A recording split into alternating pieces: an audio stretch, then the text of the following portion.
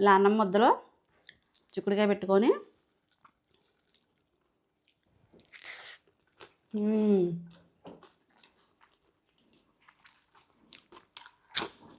అబ్బా అదిరిపోయింది. Hello all, అందరూ ఎలా ఉన్నారు? నేను మీ Pushpa. Welcome to Indian Delights. ఈరోజు మీకు మంచి రెసిపీ చూపిద్దాం అనుకుంటున్నాను. అదేంటా అనుకుంటున్నారా? చిక్కుడుకాయ 65. చిక్కుడుకాయతో 65 ఏంటి అనుకుంటున్నారా? చేసుకోవచ్చు, చాలా టేస్టీగా ఉంటుంది. వీడియో స్టార్ట్ చేసేద్దాం. వీడియో స్టార్ట్ చేయక ముందు వీడియోని లైక్ చేసి ఛానల్ సబ్స్క్రైబ్ చేసుకొని పక్కనే ఉన్న బెల్ ఐకాన్ క్లిక్ చేయడం మర్చిపోవద్దు.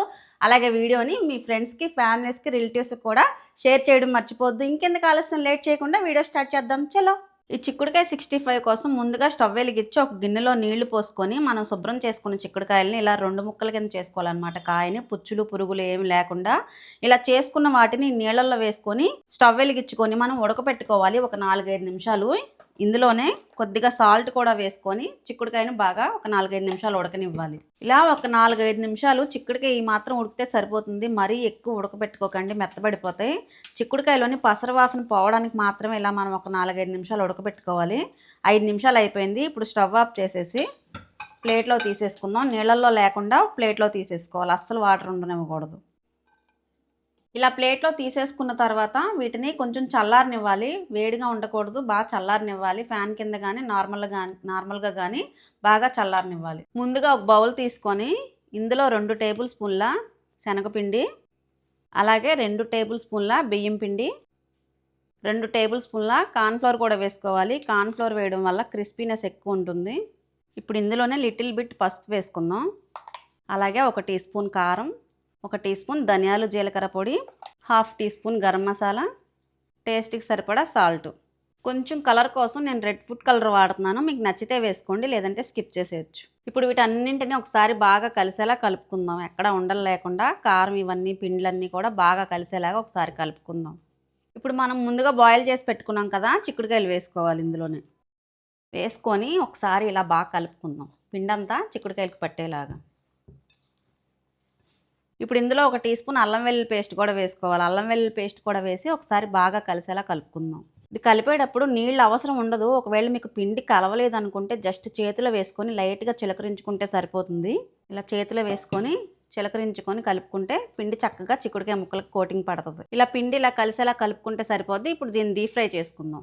చిక్కుడుకాయ 65 కోసం ముందుగా స్టవ్ వెలిగించి కడాయి పెట్టుకొని డీప్ ఫ్రైకి సరిపడా ఆయిల్ పెట్టి ఆయిల్ హీట్ అయిన తర్వాత మనం కలిపి పెట్టుకున్నాం కదా చిక్కుడుకాయలని, వాటిని ఒక్కొక్కటిగా ఇలా ఆయిల్లో వేసుకొని ఫ్రై చేసుకోవాలి. చేత్తో తీసుకొని ఇలా స్ప్రెడ్ చేసుకుంటూ వేసుకుంటే వేగిన తర్వాత అవే విడివిడిగా వచ్చేస్తాయి. ఇలా క్రిస్పీగా వేగినాయి కదా, మనం ఇలా గరిటతో కొడుతుంటే క్రిస్పీ సౌండ్ వస్తుంది కదా. ఇప్పుడు ప్లేట్లో తీసేసుకుందాం. మిగతావన్నీ కూడా సేమ్ అలాగే వేయించేసుకుందాం. అన్నం పెట్టుకొని చక్కగా నేను దీని కాంబినేషన్ పెసరపప్పు చేసుకున్నాను ఇవాళ. రైస్లో ఇలా పప్పు వేసుకొని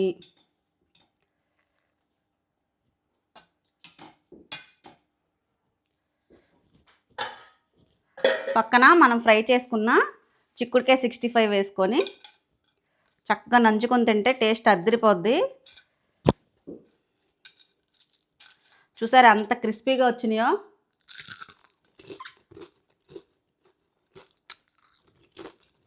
కలకలలాడుతూ చాలా బాగా కుదిరినాయి.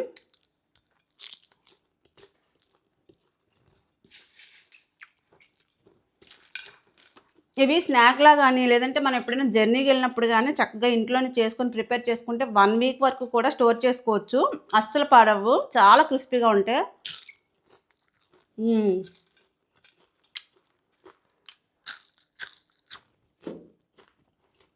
చూసారు అంత కరకరలాడుతూ ఉన్నాయో.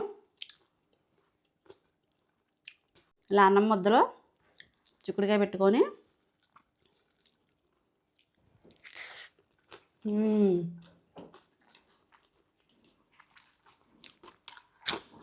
అబ్బా అదిరిపోయింది. పప్పు చాలా సాఫ్ట్గా చక్కగా 65 కరకరలాడుతూ టేస్ట్ అయితే నెక్స్ట్ లెవెల్లో ఉంది. మరి ఇంకెందుకు కావాల్సింది, మీరు కూడా తప్పకుండా ట్రై చేయండి. మళ్ళీ నెక్స్ట్ వీడియోలో కలుద్దాం. బాయ్.